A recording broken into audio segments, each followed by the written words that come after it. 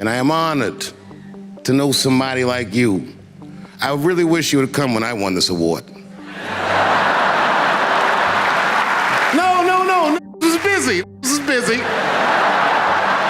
When Dave Chappelle rips into someone, he doesn't hold back, whether it's Hollywood or the biggest celebrities in the industry. And what you just saw was Kevin Hart experiencing Dave's special grilling firsthand when Dave called him out. Kevin being too busy for his friends and family is one of the industry's most famous jokes, and it made up almost half of Shane's material during the roast of Kevin Hart. So it only makes sense that Dave would take one more shot to rub the salt on Kevin's wound. I love you so much, and never forget that I said it, because we only get to talk on podcasts.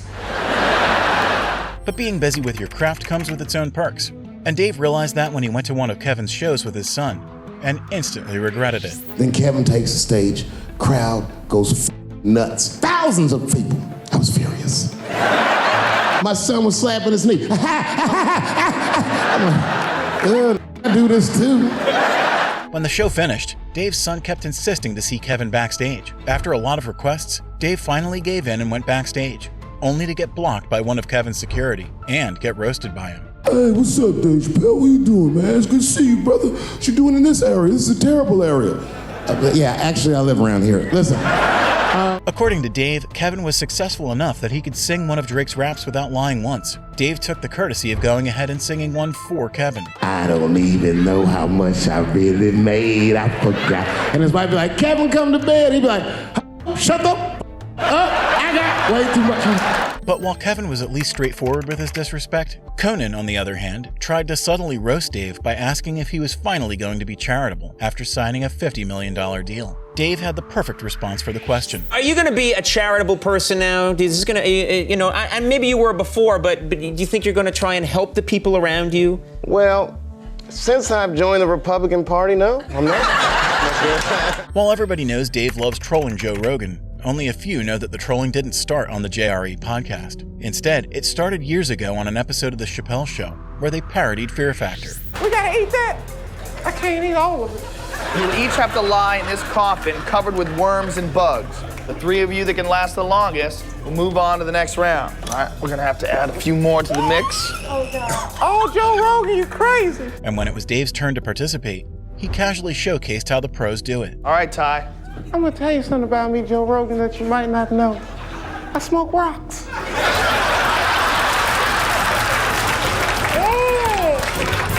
You did it, Tyrone. You shattered Jeff's time. You can come on out now, man. Joe Rogan, if it's all the same to you, I'd like to finish reading my newspaper. I haven't had a chance to sit still and read for so long. Just like Dave was busy reading the newspaper back then, he was busy scrolling Twitter a few years later, when Kanye dropped an anti-Semitic bomb as a good night message. Vaguely, I remember it started with a tweet, strange tweet. It was like, I'm feeling a little sleepy. I'm gonna give me some rest, but when I wake up, I'm gonna go DEFCON 3 on the Jews. And then he just went to bed. Dave didn't have to second guess what he meant much longer, because Kanye doubled down on his words just the morning after, only for karma to instantly bite him in the ass. When he woke up, he went on Drink Champs again. This time, he was on one. He was mad about something. He said, I can say anti-Semitic things, and Adidas can't drop me. Now what? Adidas dropped that immediately. And the irony of the whole situation wasn't lost on Dave. Ironically, Adidas was founded by Nazis, and they were offended. I guess the student surpassed the teacher. But someone who has even Kanye beat on being evil is Bill Cosby, and Dave is not going to let the comedian live in peace without calling out his most heinous acts publicly, especially his 60-plus assaults. Holy shit, that's a lot of rats, man. This guy's putting up real numbers. He's like the Steph Curry of Dave started using math at the worst place possible. If each case took around 8 hours of rest, then... Ladies and gentlemen, that's over 400 hours of rest. It'll take 65 hours to get a pilot's license. If rest for aircrafts, it's Top Gun for sure.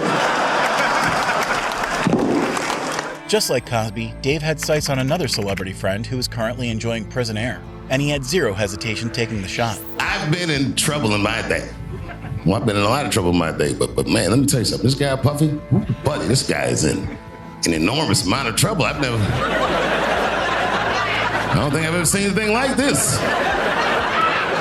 Take got this guy in a RICO case by himself. Everyone outside the industry had the same question: which celebrity was there for the parties? And Dave's friends made sure that he was no exception. My friends asked me, they say, Dave, did you know anything about those freak-off parties? And I'd be like, nah, man. And they'd be like, well, how all these people you know was at the freak-off, but you're the only one that wasn't at the freak-off? And I said, oh my God. I'm ugly.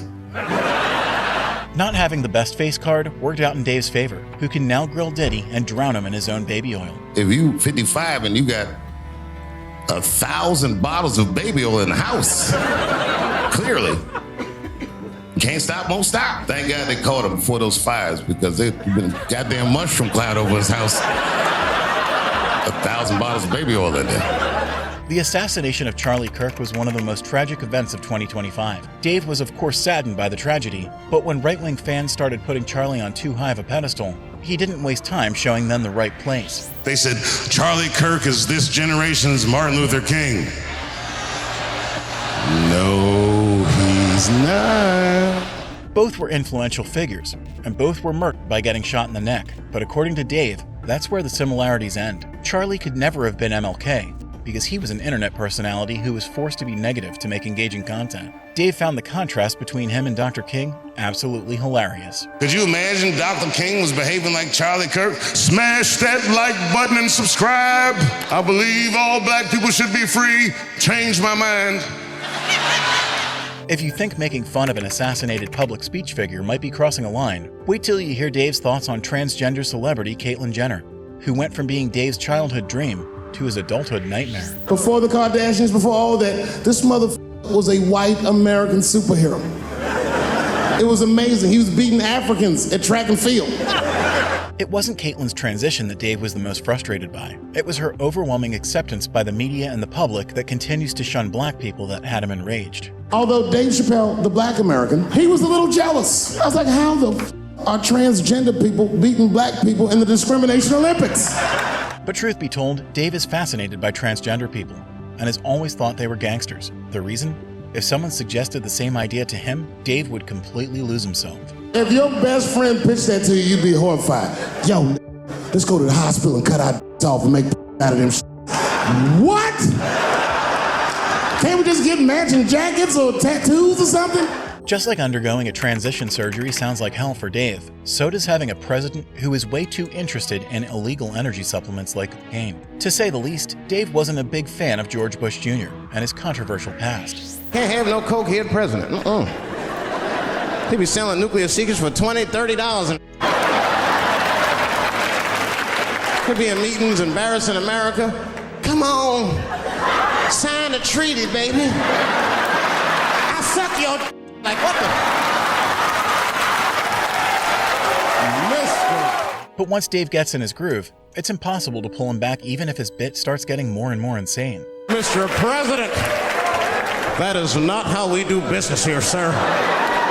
Stop sucking the ambassadors. No, let them finish. I will sign the treaty. There will be peace in Israel finally. While Dave thought putting a drug addict in the president's chair was a bad idea, for him, a worse idea is putting a celebrity on a pedestal to the point where they're forming your opinions for you. I remember right around September 11th, Ja Rule was on MTV. That's what they said. They said, we got Ja Rule on the phone. Let's see what Ja's thoughts are on this tragedy. Who gives a what Ja Rule thinks at a time like this? This is ridiculous. I don't want to dance. I'm scared to death. And Dave wasn't done highlighting how insane celebrity validation sounds like during an emergency. I want some answers that Ja Rule might not have right now. You think when bad happens to me, I'll be in the crib like, oh my God, this is terrible. Could somebody please find Ja Rule, get hold of this motherfucker so I can make sense of all this. But there was one time where Dave genuinely couldn't make sense of things. During February 2014, NFL celebrity Ray Rice punched his fiancée in an elevator and sparked one of the biggest controversies on domestic violence. But what Dave couldn't figure out was why his fiancée rushed an NFL player after getting punched. At the same time, I also believe she shouldn't have rushed him. What the f*** was he like? Yo, you can't beat him. Don't rush him, motherfucker. is trained to stiff arm people in the clutch. But what was an even bigger puzzle for Dave is when people were upset and demanded a retrial when the footage got released, even though Ray had already confessed to everything in court and had been sentenced for it. That's like if I'm hanging out with my buddies and I'm like, hey guys, guess what I did last night? I f***ed this big fat girl I met at the club. And they're all like, oh, Dave, that's crazy. And then they see a tape of me doing it and they're like, we can't hang out with you anymore, Dave. Pointing out irony isn't anything new for Dave, and he did the same when Michael Jackson got accused again of being the OG Diddy. The timing of this Michael Jackson is what makes me doubt it. Every time there's wars going out of control, or the economy gets bad, or something is wrong with the world at large, it's always these moments in history that Michael Jackson will coincidentally off a kid. This is getting ridiculous. Like, are you planning this shit? Do you have meetings? And what could be a better distraction for the government than having the king of pop in the headlines again? As you know, Michael, the war has not been going as well as we expected. There's been a lot of hiccups, and the public is asking us a lot of questions, of course. And, well, Michael, there's no nice way to say this, and all I know how to do is be direct, so let me just be direct. We're gonna need you to off another child, Mike. I'm sorry. No one is 100% sure if Michael actually did the crimes he was accused of, since he has always strongly denied them. A strong contrast to Mick Jagger, who has no problem publicly revealing his fetishes. When Dave asked him if he could play at his club in Ohio. And then they looked at me like you know, Mick Jagger look, he said, are there girls there? I lied right in his face. I was like, yeah. But no one in the audience was expecting how bizarre Mick's fetish was about to sound like. You know, you've heard my music. Are there white with dirty feet? Instead of shying away, though, Dave instantly went all in with his lies, if it meant Mick would come play at his club. I said, Mick, you are going to love this place. Mick, these will put a ring around a public pool. Dirty hippie pool. That's what I'm dealing with. While Dave was lying through his teeth to bag a free Rolling Stones concert for his club, he had zero filter when he came on the Mark Twain prize ceremony for Eddie Murphy and dunked on him right out of the gate. Thank you. Thank you very much. Good to be here tonight. Good evening, Caesar. While Dave spent most of his speech praising Eddie, he had one last parting gift for the veteran comedian before signing off. Right now, I'm going to throw to probably one of my favorite sketches in the history of sketch comedy. This, ladies and gentlemen, is from 1982, 81 actually. This is the first time we ever saw Eddie Murphy portray Mr. Wheat.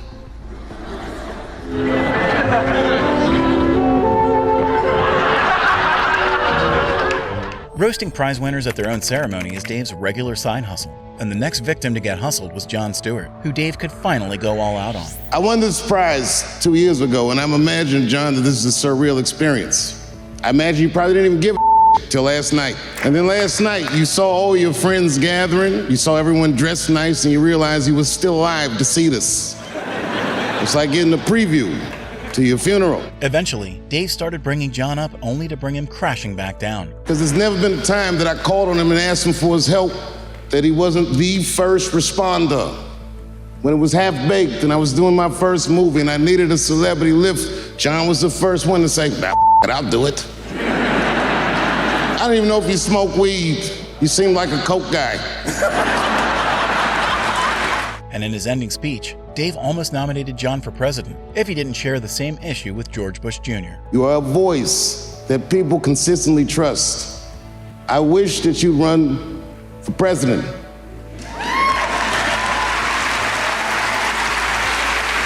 But I imagine it would be hard for a coke guy to do.